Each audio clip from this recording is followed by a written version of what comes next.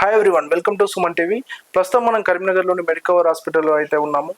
ఈ మధ్య కాలంలో చూసుకుంటేనైతే ఎక్కువ మందికి కీళ్ళ నొప్పులు, దాంతోపాటు ప్రధానంగా తుంటి అరుగుదల సమస్య అనేది ఎక్కువ మందిలో కనిపిస్తుంది. మరి దీనికి గల కారణం ఏంటి, దీనికి గల చికిత్స ఎలా ఉంటుంది, ఎలాంటి జాగ్రత్తలు తీసుకోవాలని మనకు తెలపడానికి ప్రస్తుతం మనతో డాక్టర్ వేణుగోపాల్, ప్రముఖ ఆర్థోపెడిక్స్ అయితే మనతో ఉన్నారు. ఆయన మాటల్లో విందాం.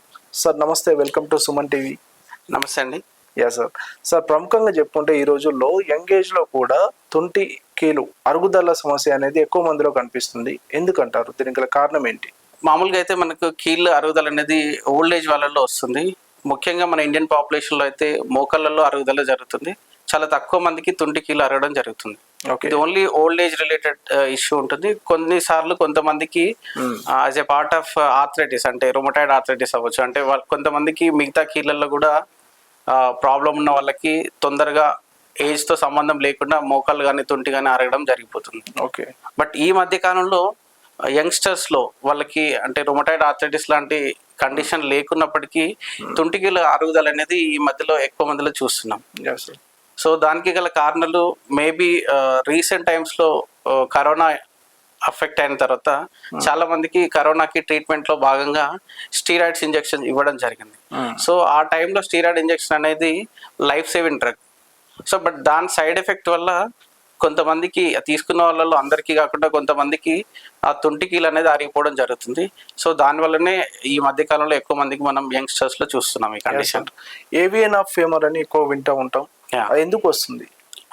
ఓకే అండి, గుడ్ క్వశ్చన్. ఏవియన్ అని అంటే మనకి మామూలుగా తుంటికీల్లో ఒక బాల్ అండ్ సాకెట్ అని రెండు ఉంటాయి.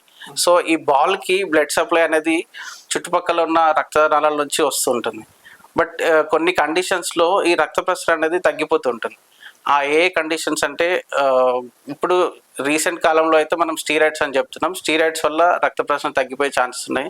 అవి కాకుండా మిగతా రీజన్స్ కూడా ఉంటాయండి. కొన్ని రీజన్స్ వచ్చేసి కొంతమందికి ప్రీవియస్గా ఫ్రాక్చర్ అవ్వడం, అంటే తుంటికీళ్ళ దగ్గరలో ఫ్రాక్చర్ అవ్వడం, లేకపోతే కీళ్ళు తొలగిపోవడం, అంటే డిస్లొకేషన్ అని అంటారు. సో అట్లాంటి కండిషన్స్లో కూడా బ్లడ్ సప్లై తగ్గిపోయే ఛాన్సెస్ ఉంటుంది. కొంతమందికి బ్లడ్ రిలేటెడ్ ఇష్యూస్, అంటే హీమోఫీలియా ఉన్న వాళ్ళకి, సికిల్ సెల్ డిసీజ్ ఉన్న వాళ్ళలో కూడా ఈ సమస్య వచ్చే అవకాశం ఉంది. ఇంకా కొంతమందికి కొన్ని సింటమ్స్ ఉంటాయి, కుషింగ్ సిండ్రోమ్ అని అంటారు. సో దాంట్లో మన బాడీలో ఉన్న స్టీరాయిడ్స్లో ఇంబ్యాలెన్స్ వస్తుంది.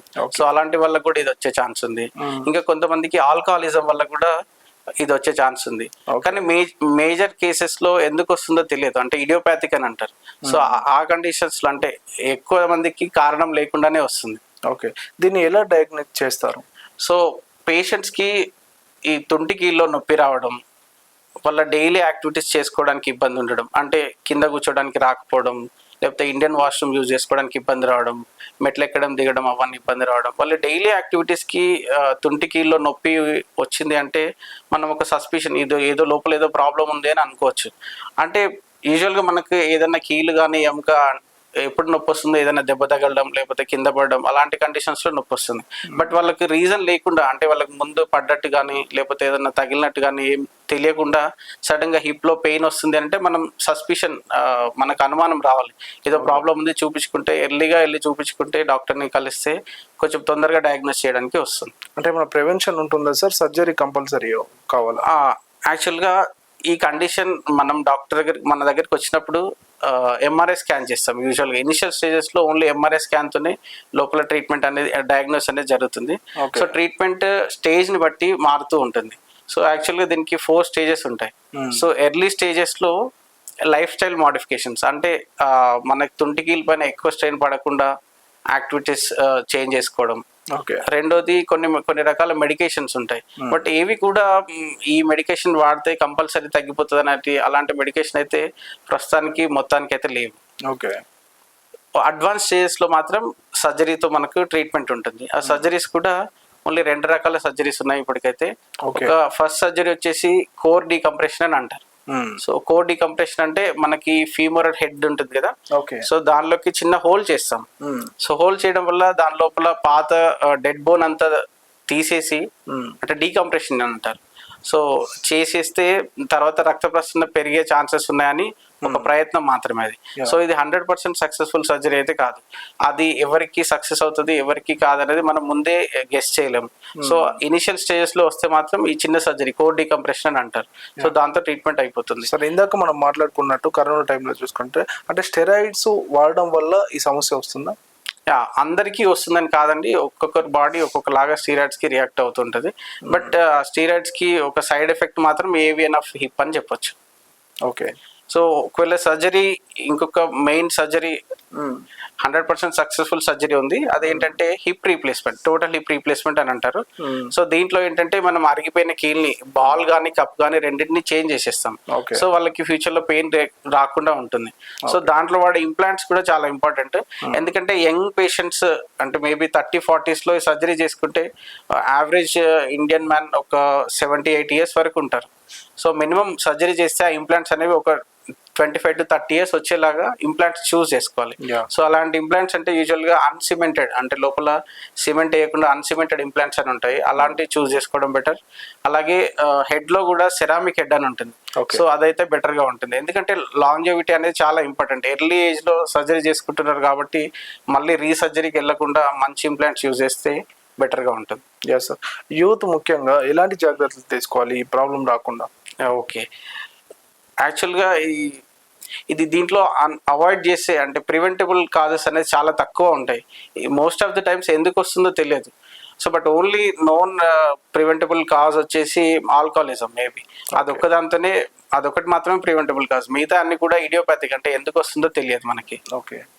డాక్టర్ గారు అంటే ఈ ముఖ్యంగా 20 kg అరుగుదల విషయంలో మీ హాస్పిటల్లో ఎలాంటి ట్రీట్మెంట్ ఉంది? మా హాస్పిటల్లో తుండి ప్రాబ్లం వచ్చిన వాళ్ళకి ఇనిషియల్గా ఎక్స్రేస్ చేస్తాము. బట్ మాకు సస్పిషన్ ఉంది అంటే ఏవియన్ వచ్చే ఛాన్స్ ఉంది అంటే వాళ్ళకి ఎంఆర్ఐ మన ఇన్ హౌస్ ఉంది. ఎంఆర్ఐ కూడా తీస్తాము. సో ఎంఆర్ఐలో మనకు తెలుస్తుంది ఎర్లీ స్టేజెస్లోనే మన హాస్పిటల్లో డయాగ్నోస్ చేయడానికి ఉంటుంది. ఒకవేళ వాళ్ళు ఎర్లీ స్టేజెస్లో వస్తే లైఫ్ స్టైల్ మోడిఫికేషన్ మెడికేషన్తో ఫర్దర్గా స్టేజ్కి వెళ్లకుండా సర్జరీ పోస్ట్పోన్ చేసుకునేలాగా ఒకవేళ అవసరమైతే సర్జరీస్ కూడా మన దగ్గర ఇంతకుముందు చెప్పుకునే 2 సర్జరీస్ అంటే కోర్ డీకంప్రెషన్ కానీ టోటల్ హిప్ రీప్లేస్మెంట్ కానీ అడ్వాన్స్డ్ టెక్నాలజీతో మన దగ్గర అన్ని చేయడం జరుగుతుంది. అంటే సార్ మీ దగ్గరకు వచ్చే పేషెంట్స్లో చూసుకున్నట్టయితే అంటే ముఖ్యంగా పెయిన్తోనే వస్తారా ఇంకెలాంటి సిమ్టమ్స్ ఉంటాయా? కొంతమంది డైరెక్ట్గా హిప్ పెయిన్ కాకుండా కొంతమంది నీ పెయిన్ అని వస్తారు. సో అలాంటి నీ పెయిన్ వచ్చిన పేషెంట్కి వాళ్ళకు ఈ ఎటువంటి ట్రామా హిస్టరీ అంటే కింద పడకుండా ఏం లేకుండా కూడా నీ పెయిన్ వస్తుంది అంటే మేము సస్పెక్ట్ చేస్తాం మేబీ ఈ ఎంగేజ్ లో ఏవియన్ వల్ల కూడా నీ పెయిన్ వస్తుంది. సో అలా చెప్పి అవసరమైతే మేము అప్పుడే ఎంఆర్ఐ హిప్ జాయింట్ కూడా తీస్తాం. Yes sir, thank you. మొత్తానికి సార్ దీని గురించి మా సుమన్ టీవీ ద్వారా ప్రజలకు ఏం చెప్పాలనుకుంటున్నారు?